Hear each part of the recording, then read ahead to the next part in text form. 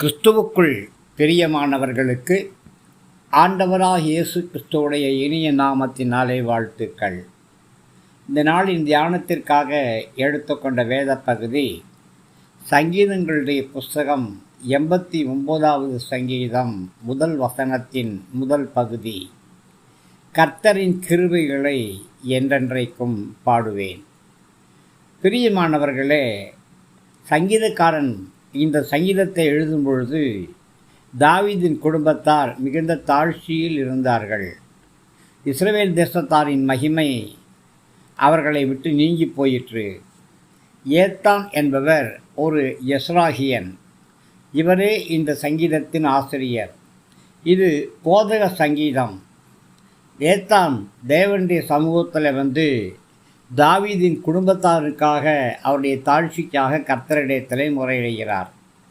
ஒருவேளை பிரியமானவர்களே, தேவனுடைய சமூகத்திலே நாம் வருத்தத்தோடு வரலாம், வேதனையோடு வரலாம். நம்முடைய வருத்தங்களையும் மற்றவர் நமக்கு செய்கிற தீங்குகளை பற்றியும் தேவனிடத்தில் முறையிட வேண்டும் என்ற நோக்கத்தோடு தேவனிடத்திலே வரலாம். ஆனாலும் பிரியமானவர்களே, நம்முடைய முறையீடுகள் எல்லாவற்றையும் தேவனை துதிக்கக்கூடிய ஸ்தோத்திர பலியாக மாற்ற வேண்டும். நம்முடைய நிலைமை எப்படி இருந்தாலும், நம்முடைய சூழ்நிலைகள் எப்படி இருந்தாலும், தேவன் நமக்கு உண்மையுள்ளவர், நல்லவர். தேவனுடைய உண்மை தலைமுறை தலைமுறையாக இருக்கிறது. அதனாலே தான் கர்த்தரின் கிருபைகளை என்றென்றைக்கும் பாடுவேன், உமது உண்மையை தலைமுறை தலைமுறையாக என் வாயினால் அறிவிப்பேன் என்று சொல்லுகிறார். தேவனுடைய கிருபை என்றைக்குமே ஸ்திரப்பட்டிருக்கும்.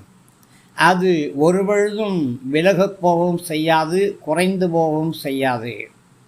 நாம் இதை நினைவு கூர்ந்து கர்த்தருக்குள் களிகூற வேண்டும்.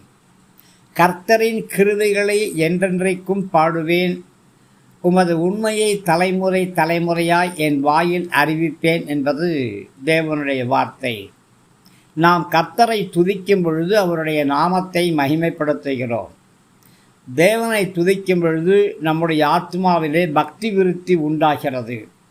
தேவனுடைய உண்மையை நாம் மற்றவர்களுக்கு எடுத்து சொல்லும் பொழுது கண்டிப்பாக அவர்களுக்கும் பக்தி விருத்தி உண்டாகும்.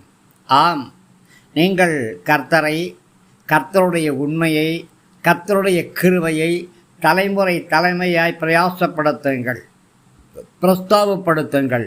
தேவ கிருபை ஒரு பொழுதும் உங்களை விட்டு நீங்காது பாதுகாக்கும்